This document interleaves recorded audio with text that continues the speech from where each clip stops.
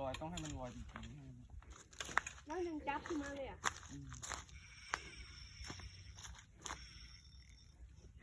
โอ้โหนั่นเขาเสื้อทิ่มเลยยังเสื้อ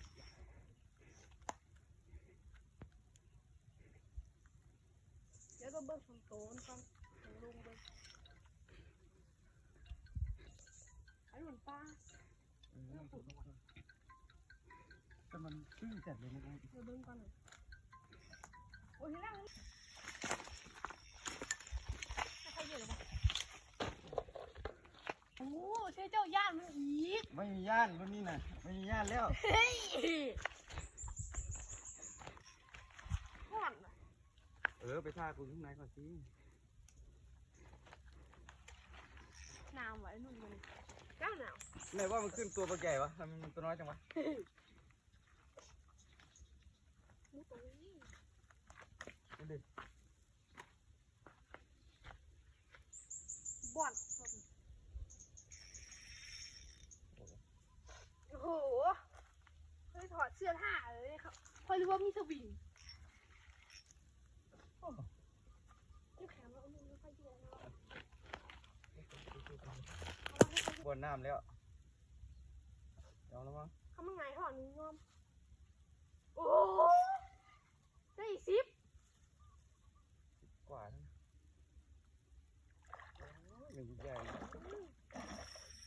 เอาไปแล้วค่อยจำหาคุณมาแสดงว่ามีลูกปลาด้วยแสดงว่ามันไข่เองได้ด้วยมันทีนี้ไม่ใช่ปลาฝูงนั้นนะปลาหลงฝูงเอาเงี้ยกับมีไอ้นุ่นมีตัวนี้มีลูกเขาบอกจับหาง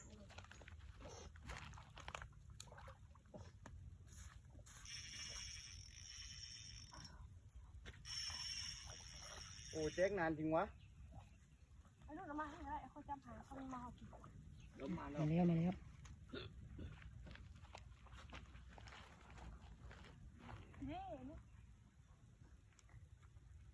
ไอ้เขียวค่ะมาเหลี่ยม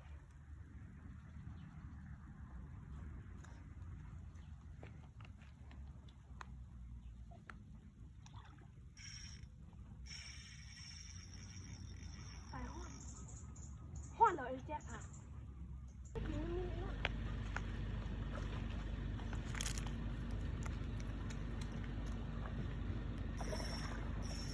เล่นดิ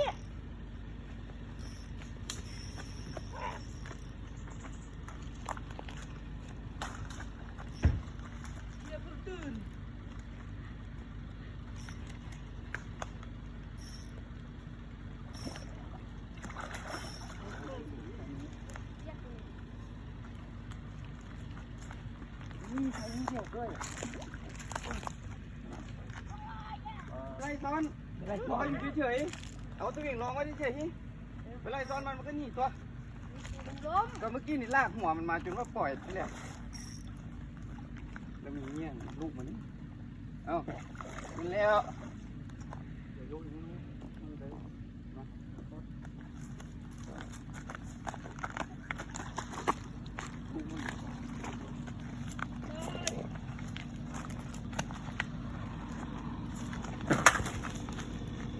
โอ้โห